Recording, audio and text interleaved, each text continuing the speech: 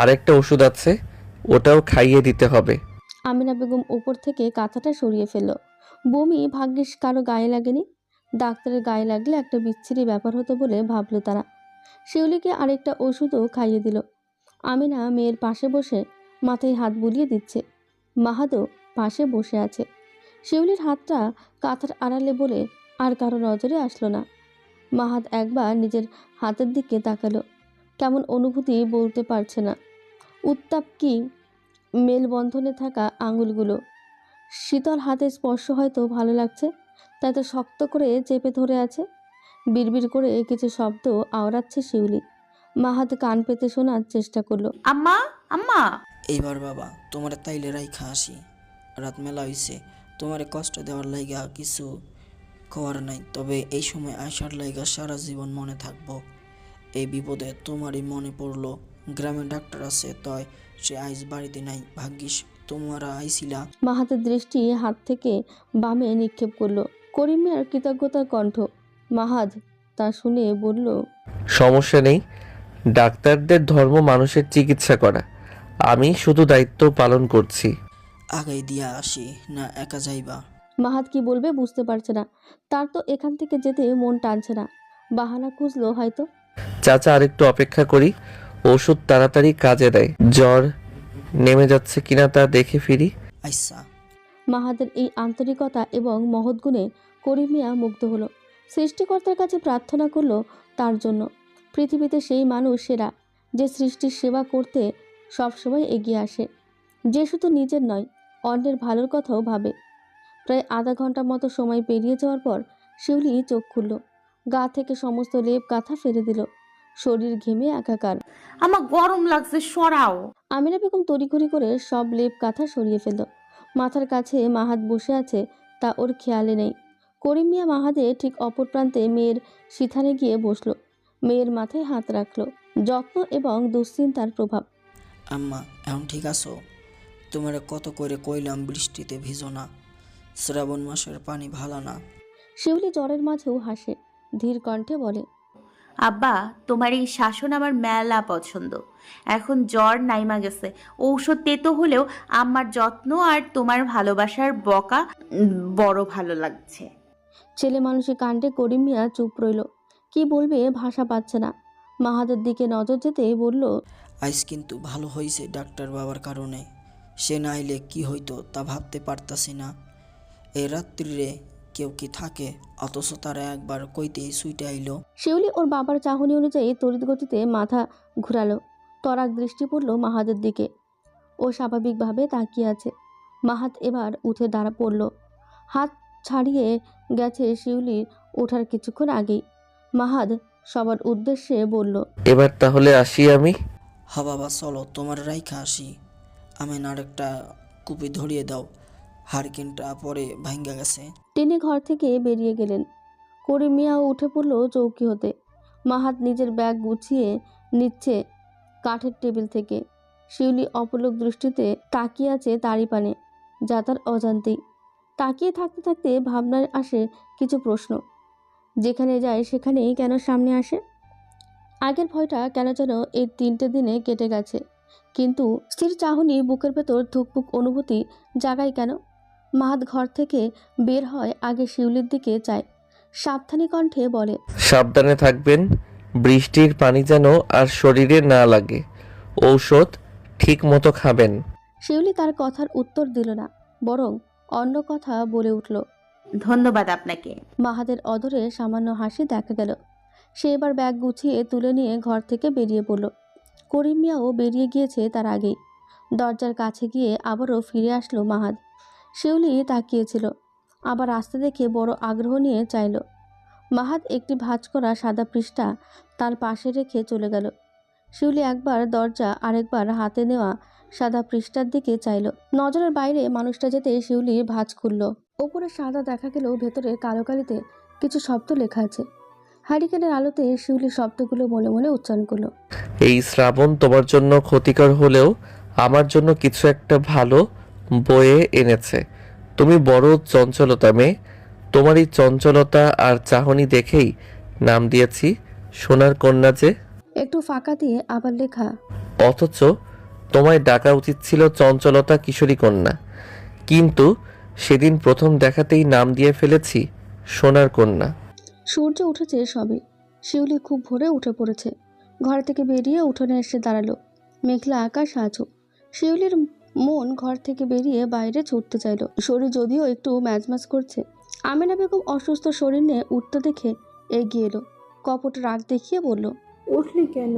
যা শুয়ে থাক, অসুস্থ শরীর নিয়ে ঘর থেকে বের হইতে হইব না আইজ। শিউলি মুখ কুচকিয়ে ফেললো। বাহির ছাড়া ঘরে বন্দি থাকার মতন স্বভাব তার না। সে বলল, আম্মা, অসুস্থতা আরো বাড়বে ঘরের ভেতর বইসা থাকলে। আর এখন আমি ভালো আছি, ডাক্তার ঔষধ ভালো কাজে দিছে। কেমন রাত্রির মধ্যেই জ্বর নাইমা গেছে, এখন দেখো জ্বর নাই তেমন গায়ে। শিউলি কপাল এগিয়ে দিল। আমিনা বেগম হাত রাখলো কপালে। রাতের মতো গরম না হলেও এখনো কিছুটা আছেই। তিনি সাবধানী বাণী ছুটলেন। বাইরে রোদ নাই, শীতল আবহাওয়া, গাঙ্গের দিকে ঠান্ডা বেশি। এই সময় ঠান্ডা লাগার বারণ। শিউলি, তোর আব্বাই কইয়া গেছে তোরে দেখা রাখতে। আব্বাই কই গেছে আম্মা? মাস্টার বাড়ি কি কাজে গেল? কি এক কাজে গেল? মাস্টার মশাই বাড়ি আইছিল খানিক আগে। ও, আমিনা বেগম আঙিনা পরিষ্কার করতে লাগলো আবারও। ঝাঁটা দিয়ে পেটাচ্ছে আঙিনার বুক। বৃষ্টির ফলে পাতাগুলো মাটির সঙ্গে লেপ্টে আছে, উঠতে যাচ্ছে না দ্রুত। এই নিয়ে তিনি বেশ বিরক্ত। শিউলিকে মুখ ধুতে দেখে বলল, ঘরে গুড়মুড়ি আছে, খাইয়া নে। শিউলির খেতে ইচ্ছে করছে না, তবে এই কথা ওর মাকে বলল না। পাশে ঘরটাতে প্রবেশ করলো। জবেদা বিবি ঘরে শুয়ে আছেন। শিউলিরা দেখে আনন্দিত হলো। আধশোয়া হয়ে বসলো। জ্বর সারছে তোর? বউরে কত কইলাম তোরে দেখতাম, কিন্তু নিল না ও ঘরে। হ সারছে, তুমি চিন্তা করো না। গুড় মুড়ি দিব, খাইবা? জবেদা বিবি আগের মানুষ, এসব খাবার তার অতি প্রিয়। হ দে। শিউলি ঘর থেকে বের হলো। গুড় মুড়ি আর পানি নিয়ে আবারও হাজির হলো। কুলি করে দুই দাদি নাতনি খেয়ে নিল গল্প করতে করতে। তবে শিউলি স্বাদ না লাগাতে দুমুঠ খেয়েছে। খাওয়ার মাঝেই হঠাৎ শিউলির মনে পড়ল শালিক পাখিটারে খাওয়ান দেওয়া হয়নি কাল সন্ধ্যা থেকে। বিকেলে দিয়েছিল একটু। ও দৌড়ে ঘর থেকে বের হলো। রান্ধন ঘরের চালার নিচে ঝুলে থাকা বাঁশের তৈরি খাঁচাটার কাছে গেল। শালিক পাখিটা তাকে দেখে চেঁচাতে লাগলো। মুঠো ভর্তি খুদ দিলে প্লাস্টিকের তৈরি ছোট বাটিতে। খাবার দেওয়া মাত্র খেতে শুরু করলো গপগপিয়ে। শিউলির কষ্ট লাগলো। না খেয়ে নিশ্চয়ই পাখিটারও কষ্ট হয়েছে ভেবে। ইস, রাতে না খাইয়াছিল। বেখেয়ালি মন নিয়ে বড় মুশকিলে যে আছি। খাওয়া শেষ হতে শিউলি খাঁচা নিয়ে এলো। দাঁড়ালো উঠোনের মাঝে। আমিনা বেগম নদীতে গেছে থালা বাসন মাজতে। এই সুযোগে বাড়ি থেকে বের হয়ে গেল। দুয়ার পেরোতেই মালার দেখা পেল। সে হন্তদন্ত হয়ে আসছে। তার একটু পিছনে নিধিও আছে। দুজনকে একসাথে দেখে সে অবাক হলো। মালা এসে চিন্তিত কণ্ঠে শুধালো, জ্বর আইছিল শুনলাম, সে জ্বর নাকি মেলা খারাপ অবস্থা করছে। আইছিল, চলেও গেছে। ডাক্তার আইছিল বলে। এর মধ্যে নিধিও তাদের কাছে এসে দাঁড়ালো। শিউলি তারে শুধালো, তুমি অসুস্থ শুই না আইছো? তোমারে কে কইলো? ডাক্তার সাহেব। এই শব্দটুকু উচ্চারণ করতেই শিউলির রাতের কথা মনে পড়ল। মালারে জানানো প্রয়োজন বলেও মনে করলো। আপা, আমি এখন ঠিক আছি। তুমি এত সকালে উঠা চইলা আইছো? ডাক্তার সাহেবরা কইল, তাই শুনে থাকতে পারলাম না। একটু পর হয়তো উনিই আসবেন। কে? অচেতন মনে শুধাই সে। নিধি উত্তর দেয়, ভিনদেশি ডাক্তার। শিউলি সামনের পথের দিকে তাকালো। আসবে শুনে মনটা কেমন অস্থির হলো। দু চোখ খুঁজলো কাউকে। নিধি আরও কিছু কথা বলে বাড়িতে ফিরে গেল আবারও। শিউলি আর মালা হাঁটতে লাগলো সামনের দিকে। কিছুটা এগোতেই দেখা মিলল তিনটে মানুষের।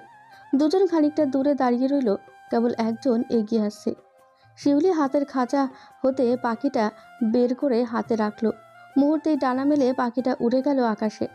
উড়ন্ত শালিকের দিকে তাকিয়ে শিউলি হেসে উঠল। আনন্দে তার চোখে মুখে উপচে পড়ল। এই বুঝি সরল জীবনের খুশি। বেঁচে গেল শুধু একটি পাখি নয়, তার সংসারও। মানুষের মতো তাদেরও তো সঙ্গী ও সংসার আছে। এর মধ্যে মাহাত তাদের সামনে এসে দাঁড়ালো। শিউলির মুখ পানে চেয়ে আগে শুধালো, জ্বর কি আছে? শিউলি আকাশের দিক থেকে নজর সরিয়ে ডান পাশে ঘাড় ঘোরালো। মাহাদের প্রত্যুত্তরে বলল, না, এখন কইমা গেছে। আপনি ঔষধ দিছেন যে, একবার খাইয়াই জ্বর নাইমা গেছে, আর আসেনি।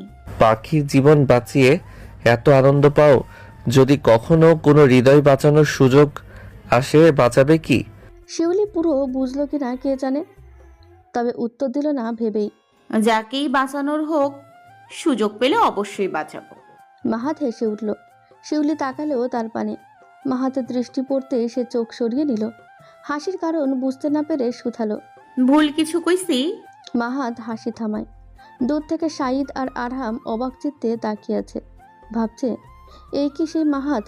প্রেমের কত চিঠি, টেলিফোন অবজ্ঞা করা ছেলে আজ এই একটা গ্রামের মেয়ের উপর মজল। আরহাম তো জিজ্ঞেসও করলো, কি আছে মেয়েটার মধ্যে যার জন্য মাহাত ছুটে আসে? পরিচয় তো কদিনের। সাঈদ স্থির দৃষ্টি শিউলি আর মাহাতের দিকে রেখেই উত্তর দিল। কি আছে সেটা মাহাত বলতে পারবে।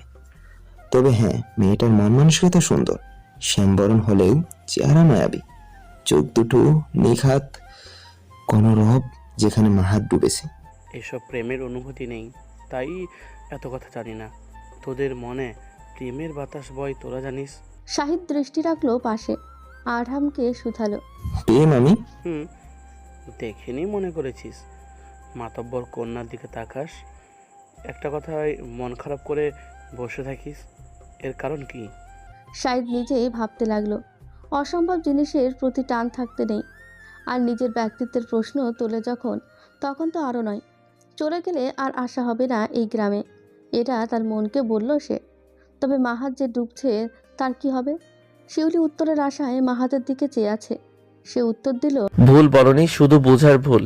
কি শিউলি কথা শেষ করতে পারল না, তার আগেই মালা বলে উঠল। আব্বাসান আইতাছে, চইলা যাই।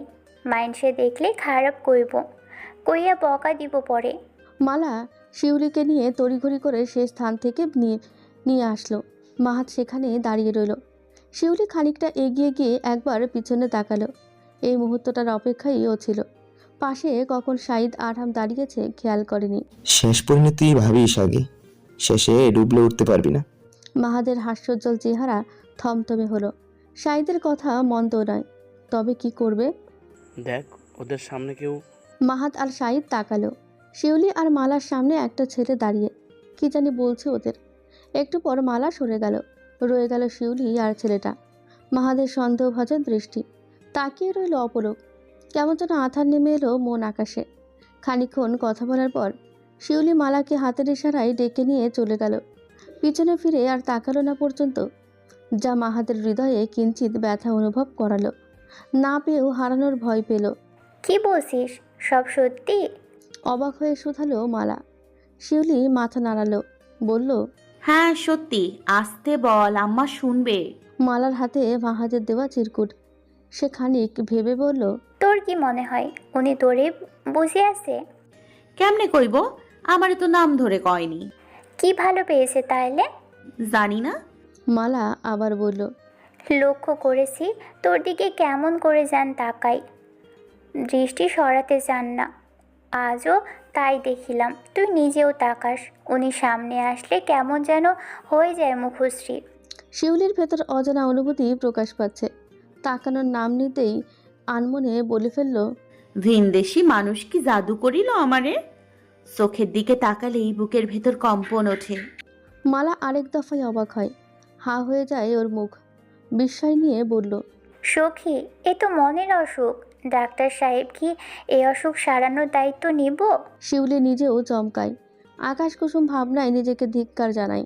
বলে, ভিনদেশি শহরে মানুষ চলে যাইব কাল নয় পরশু। আমরা ভাবতেছি হয়তো মেলা বেশি। হইতে পারে।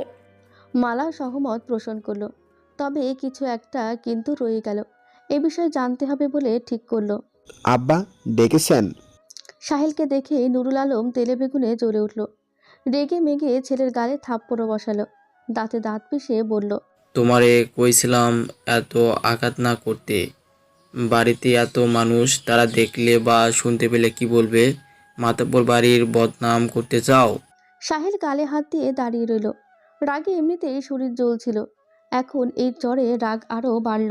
আব্বা, আমি ওই বন্দা মা রে তালাক দিব, নতুন করে আবারে বিয়ে করব, আমার সন্তান লাগবে। নুরুল আলম রাগে ফুঁসছে। রাগলে হবে না ভেবে নিজেকে শান্ত করার চেষ্টা করলো। বলল, বিয়ে অবশ্যই দিব, কিন্তু তালাক দিতে হবে না। থাকুক সে পরে এখানে, বংশের উত্তরাধিকারী লাগবে। এভাবে মারলে মানুষ জানাজানি হলে খারাপ বলবে। নিধির ওপর রাগ হয়েছিল কেন? আব্বা, ওদের বিয়ে দিয়ে দেন। নিধি আজকাল বেশি বাড়তাছে। আমারে পশু বলে, কত সাহস।